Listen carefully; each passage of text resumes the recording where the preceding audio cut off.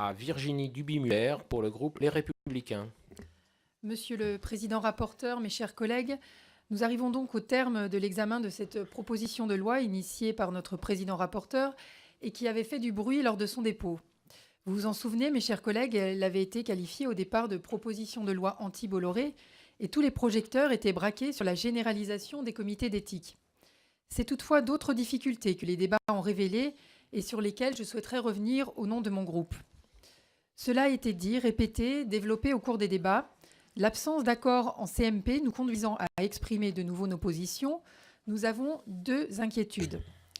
Première inquiétude, le flou qui entoure la notion de conviction professionnelle.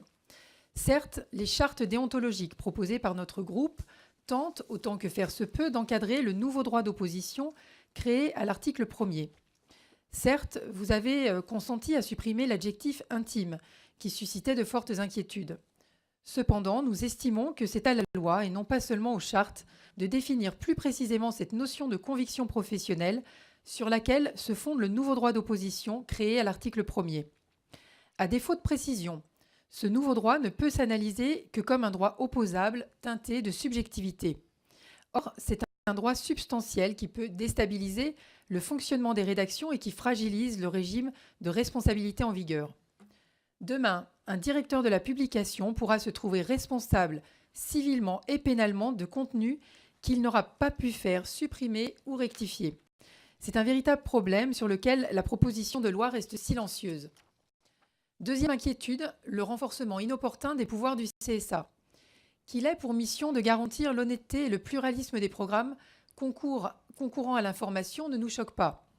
En revanche, que la proposition de loi reste une nouvelle fois silencieuse sur le contenu des conventions censées encadrer cette nouvelle mission nous pose problème.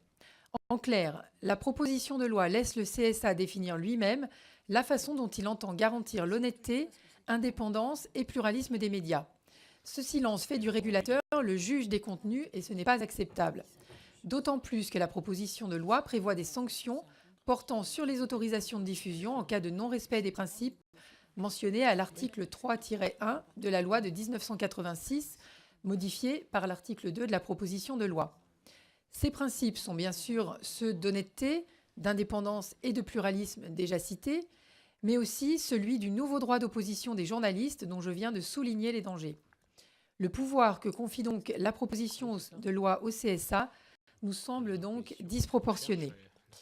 En revanche, nous tenons à saluer l'intégration dans le texte de l'article 1er ter sur la protection des sources. Nous regrettons cependant, et une fois n'est pas coutume, que le gouvernement se soit fait battre en nouvelle lecture, les amendements proposés nous paraissant équilibrés.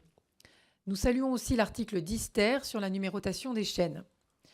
Pour conclure sur les comités d'éthique, nous pouvons comprendre la tension qui les a fait naître, même si nous regrettons certaines de ses futures modalités, notamment la consultation par toute personne, la publicité sur le nombre de saisines, ou encore le fait qu'il revienne encore une fois au CSA de définir les statuts de ses futurs comités.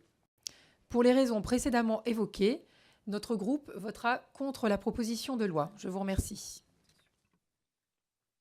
Merci Virginie Duby-Muller. La parole est maintenant à Rudy